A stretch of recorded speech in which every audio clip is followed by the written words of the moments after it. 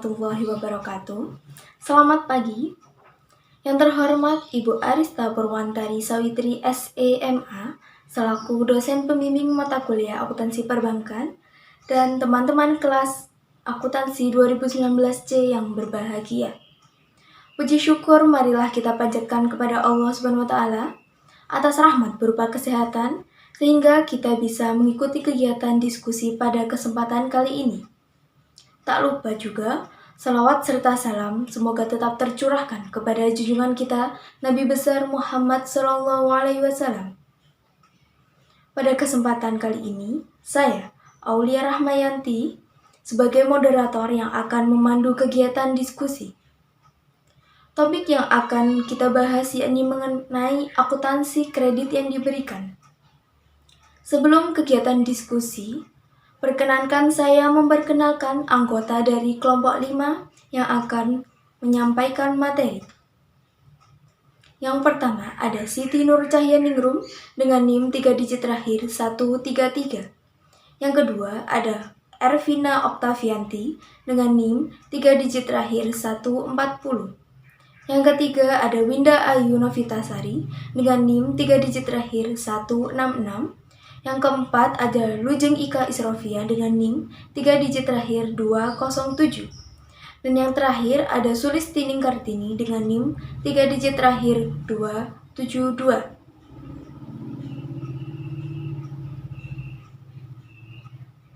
Adapun susunan kegiatan diskusi yang akan kita lakukan. Yang pertama, pembukaan. Yang kedua, penyajian materi dari kelompok 5. Yang ketiga, sesi tanya jawab, dan yang terakhir, penutup.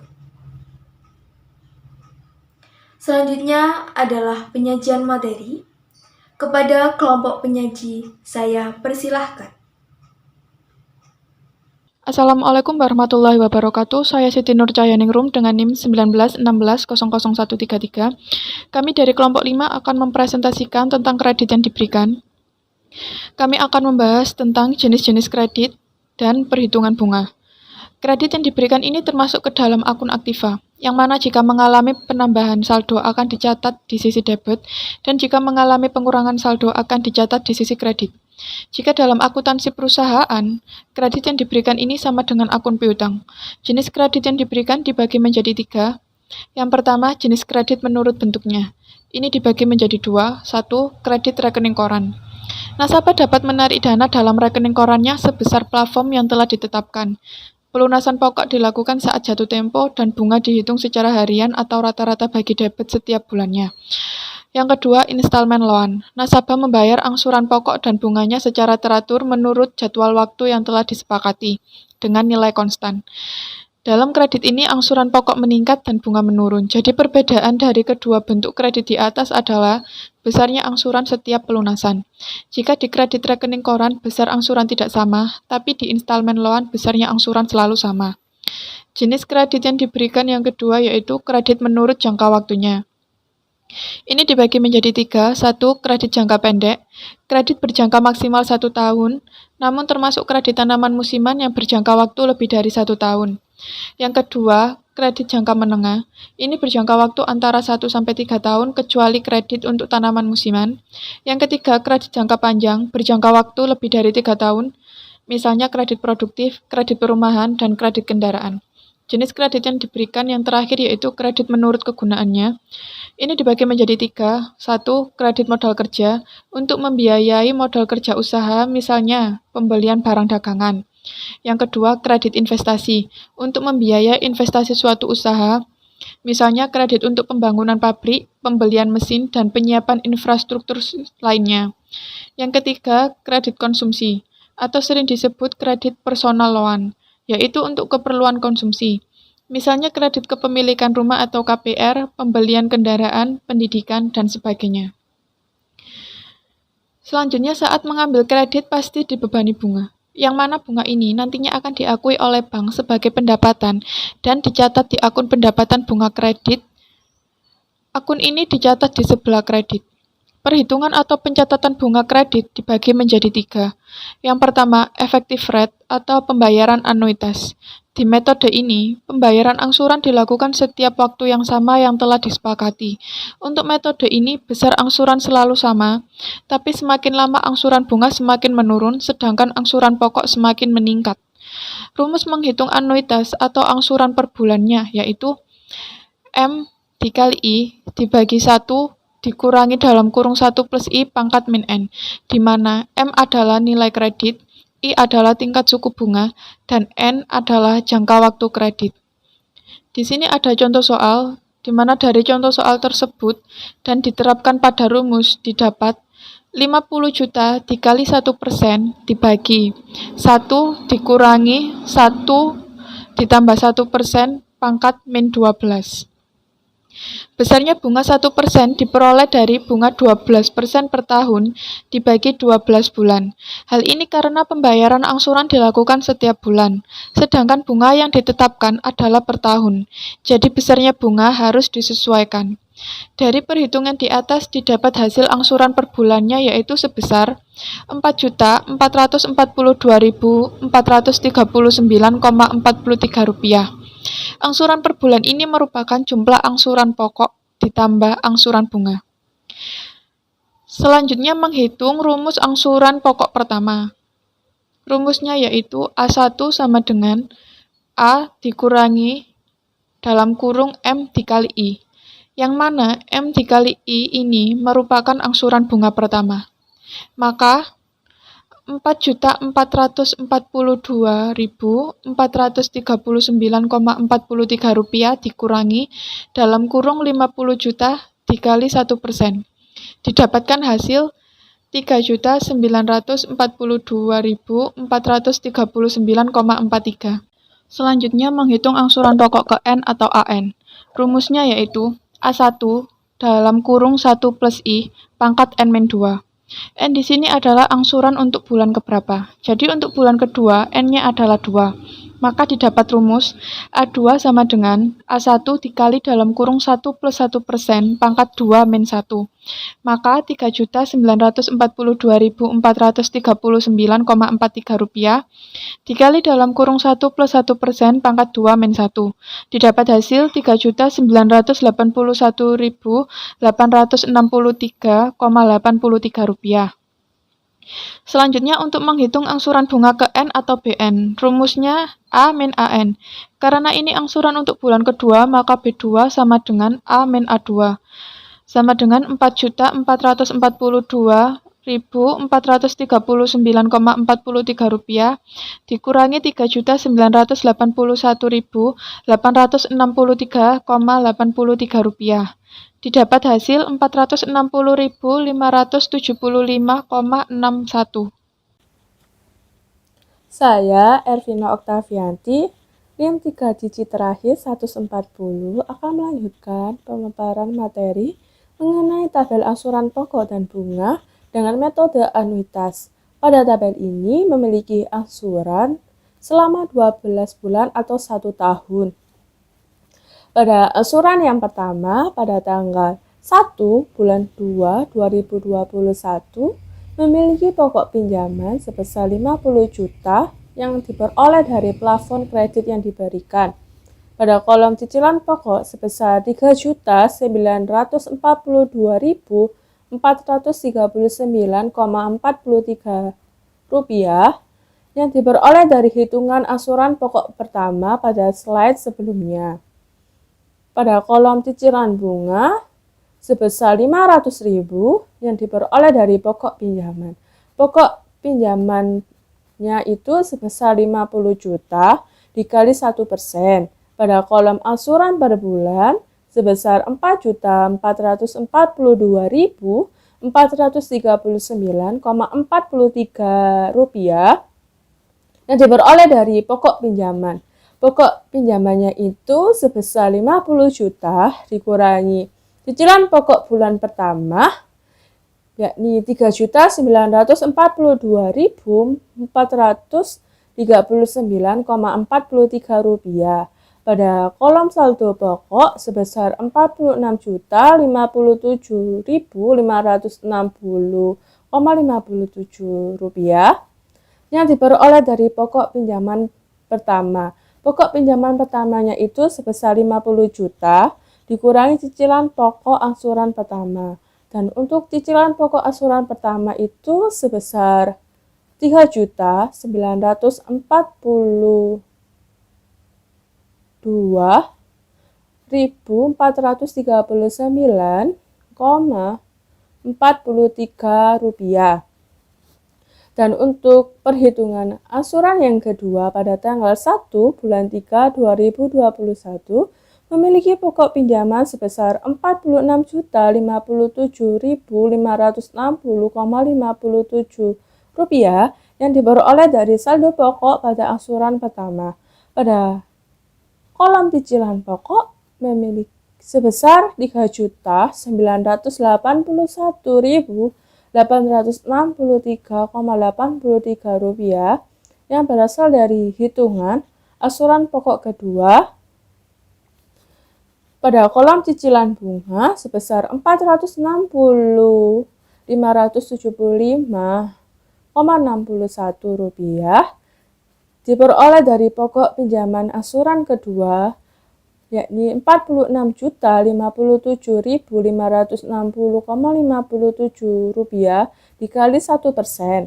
Pada kolom angsuran per bulan sebesar Rp4.442.439,43, yakni angsuran per bulannya selama 12 bulan nominalnya tetap sama. Pada kolom saldo pokok sebesar Rp45.696,74 yang diperoleh dari pokok pinjaman kedua, yakni Rp46.557.560,57 dikurangi cicilan pokok angsuran kedua. Untuk cicilan pokok angsuran kedua nominalnya sebesar Rp381.863,83 dan untuk angsuran yang ketiga sampai ke-12 caranya sama hingga saldo pokok itu harus menjadi 0 atau nominalnya 0. Setelah menghitung tabel angsuran pokok dan bunga dengan metode anuitas, langkah selanjutnya yaitu mengonversi bunga efektif ke bunga flat dengan rumus total angsuran selama periode kredit dibagi pokok kredit dibagi jangka waktu kredit dikurangi 1 dan dikali 100%.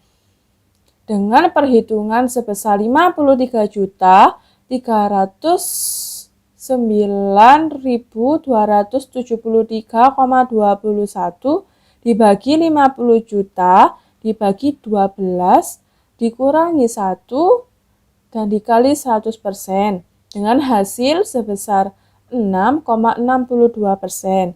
Dan untuk pencatatan jurnal pembayaran angsuran kredit yakni pada tanggal 1 bulan 2 2021 memiliki akun giro nasabah yang dimana pada metode ini nasabah membayar dari rekening gironya dan maka giro nasabah menjadi berkurang dan karena berkurang dicatat di sisi debit sebesar Rp4.439,43 dan untuk akun kredit yang diberikan yang dimana nilai ini didapat dari angsuran per bulan pada tabel. Karena sudah melakukan, maka plafon kredit berkurang dan karena berkurang maka dicatat di sisi kredit sebesar Rp3.442.439,43 dan untuk akun pendapatan bunga kredit yang dimana nilai ini didapat dari cicilan pokok pada tabel.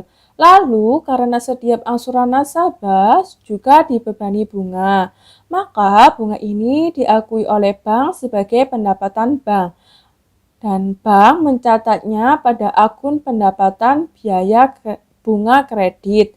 Karena pendapatan bertambah, maka dicatat di sisi kredit sebesar 500.000. Dan untuk pada bulan berikutnya perhitungannya sama dan harus dihitung selama 12 bulan atau 1 tahun dengan rumus yang sama. Dari ilustrasi ini, pada metode sliding rate, cicilan pokok setiap bulan besarnya selalu sama. Sedangkan cicilan bunganya semakin lama semakin menurun. Jadi angsuran per bulannya semakin lama juga semakin menurun. Selanjutnya, rumus untuk menentukan angsuran pokok yaitu A sama dengan M, yaitu plafon kredit dibagi dengan N periode kredit. Selanjutnya menghitung rumus perhitungan bunga. Untuk bulan pertama rumusnya B1 sama dengan M kali I. Untuk bulan kedua rumusnya yaitu B2 sama dengan M dikurangi A dikali I. Untuk bulan ketiga, rumusnya B3 sama dengan M dikurangi A dikali 2 dikali I. Untuk selanjutnya, yaitu bulan keempat, rumusnya B4 sama dengan M dikurangi A dikali 3 dikali I. Begitu seterusnya untuk bulan-bulan berikutnya. Dari perhitungan di atas, maka didapat hasil pada tabel berikut. Untuk angsuran pertama pada tanggal 1 Februari, angsuran per bulan sebesar Rp4.666.666,67 yang terdiri dari cicilan pokok Rp4.166.666,67 dan cicilan bunga sebesar Rp500.000.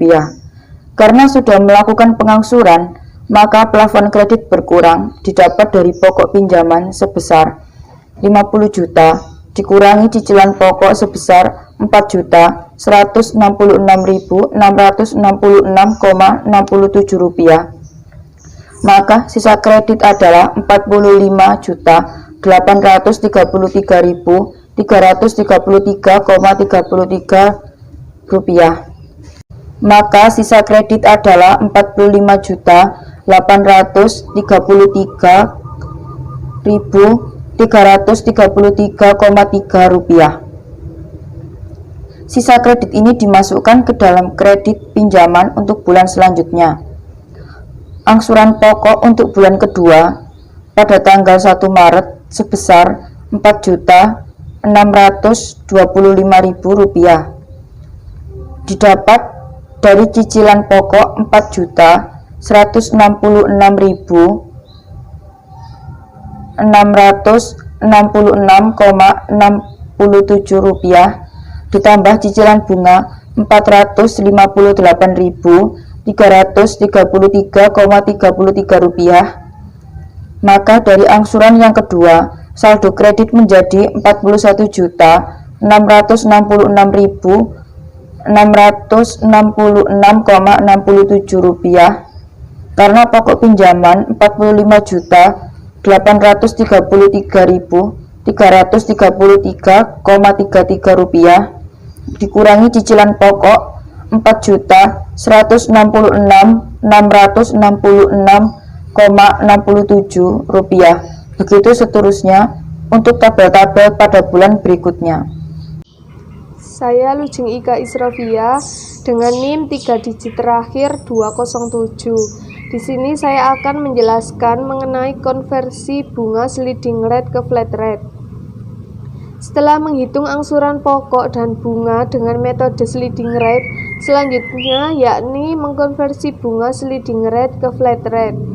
Berdasarkan tabel angsuran kredit per bulan pada setiap akhir bulan dengan bunga sliding rate, diperoleh total angsuran kredit selama periode kredit sebesar Rp53.250.000, sedangkan pokok kredit sebesar Rp50 juta dengan jangka waktu 1 tahun atau 12 bulan. Dengan demikian, bunga flat rate per bulan dapat dihitung menggunakan rumus total angsuran selama periode kredit dibagi dengan pokok kredit dibagi dengan jangka waktu kredit dikurangi 1 dikali 100% sama dengan Rp53.250.000 dibagi dengan Rp50 juta dibagi dengan 12 dikurangi 1 dikali 100%, diperoleh hasil 6,5%.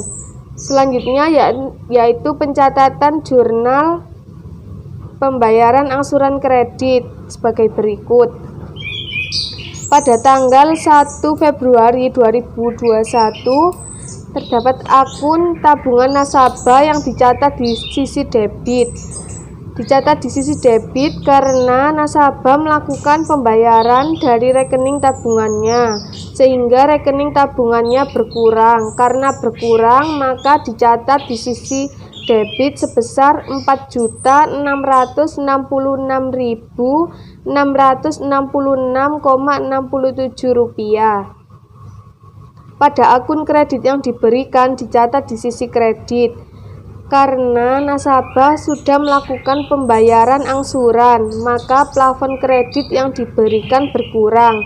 Karena berkurang, maka dicatat di sisi kredit sebesar Rp4.666.666,67.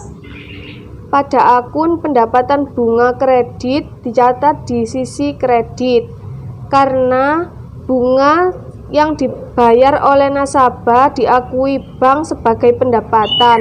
Karena pendapatan bertambah, maka dicatat di sisi kredit sebesar Rp500.000. Dengan demikian, tanggal 1 bulan Maret 2021, pencatatan jurnalnya sama dengan angsuran pertama seperti tadi dan seterusnya hingga bulan 12 2021 sampai angsuran ke-12. Selanjutnya saya akan menjelaskan mengenai metode flat rate. Perhitungan bunga dengan metode flat rate sesuai dengan jangka waktu kredit dan nominal kredit yang diberikan. Dalam metode flat rate, angsuran bunga per bulannya selalu sama dengan rumus angsuran per bulan, yakni M plus buka kurung M dikali I dikali T buka tutup kurung dibagi dengan N, di mana M merupakan plafon kredit, I merupakan suku bunga, dan T merupakan jangka waktu kredit, sedangkan N merupakan jumlah bulan angsuran selama periode kredit. Dalam metode flat rate ini terdapat contoh soal, yakni plafon kredit disetujui dan dicairkan sebesar Rp50 juta pada tanggal 1 Januari 2020 dengan suku bunga 12 PA dengan jangka waktu 1 tahun atau 12 bulan. Dari soal tersebut diketahui M nilainya 50 juta, I 1%, T 1 tahun, N 12 bulan. Kemudian dimasukkan di rumus angsuran per bulan. M plus M kali I kali T dibagi dengan N sama dengan 50 juta ditambah 50 juta dikali 1% dikali 1 tahun dibagi 12. Diperoleh hasil Rp4.666.666,67. Selanjutnya, untuk menghitung cicilan pokok dapat ditentukan dengan rumus M dibagi dengan N. 50 juta dibagi dengan 12. Diperoleh hasil Rp4.666.666,67. Jika menghitung cicilan bunga, maka menggunakan rumus M kali I. sama dengan 50 juta dikali dengan 1% dan diperoleh hasil 500.000. Selanjutnya yakni mengkonversi bunga flat rate ke bunga efektif dengan tingkat bunga efektif sama dengan 2NI per N plus 1, di mana N merupakan periode angsuran dan I merupakan tingkat bunga flat rate, sama dengan 2 dikali 12 bulan dikali 12% dibagi dengan 12 ditambah 1, maka diperoleh hasil 22,15%. Sekian penjelasan dari saya, akan dilanjutkan oleh rekan saya. Berikut ini tabel atau daftar angsuran pokok dan bunga dengan metode flat. Angsuran ke-1 pada tanggal 1 Februari 2021. Pokok pinjaman yaitu jumlah kredit yang diberikan sebesar 50 juta rupiah. Cicilan pokok sebesar 4.666.666,67. Diperoleh dari jumlah kredit 50 juta dibagi jangka waktu kredit yaitu 12 bulan. Cicilan bunga sebesar 500.000 diperoleh dari jumlah kredit 50 juta dikali suku bunga 1%. 1% diperoleh dari suku bunga 12% per tahun dibagi 12. Kenapa dibagi 12? Karena cicilan bunga ini dibayar setiap bulan dengan 1 tahun terdapat 12 bulan. Angsuran per bulan sebesar 4.666.666,67 diperoleh dari 50 juta ditambah buka kurang 50 juta dikali 1% dikali 1 tahun tutup kurang dibagi 12 bulan.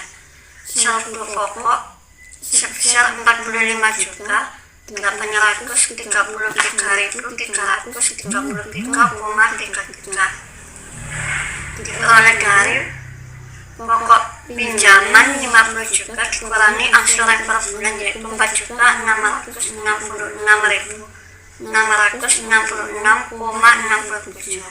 Angsuran kedua yaitu pada tanggal 1 bulan 3 2021.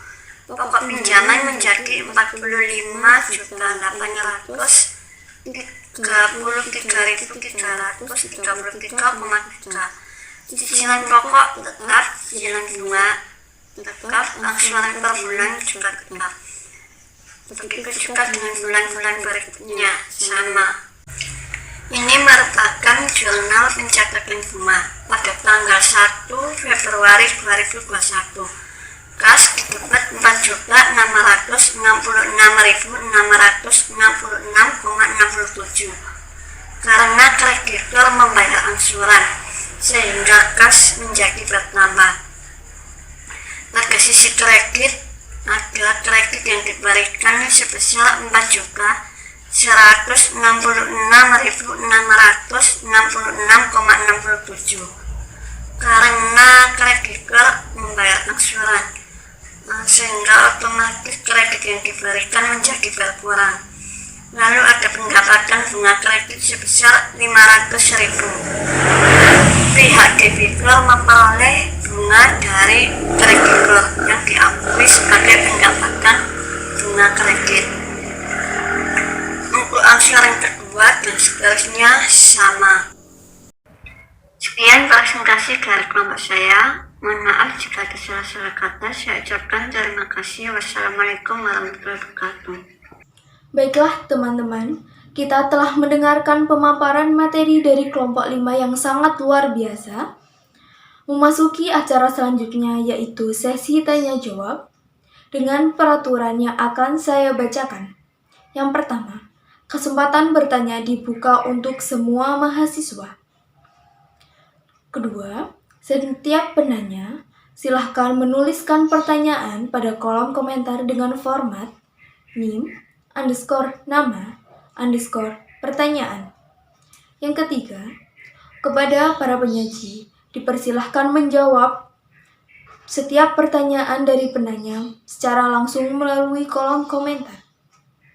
Baiklah, kepada para penanya silahkan menuliskan pertanyaan pada kolom komentar.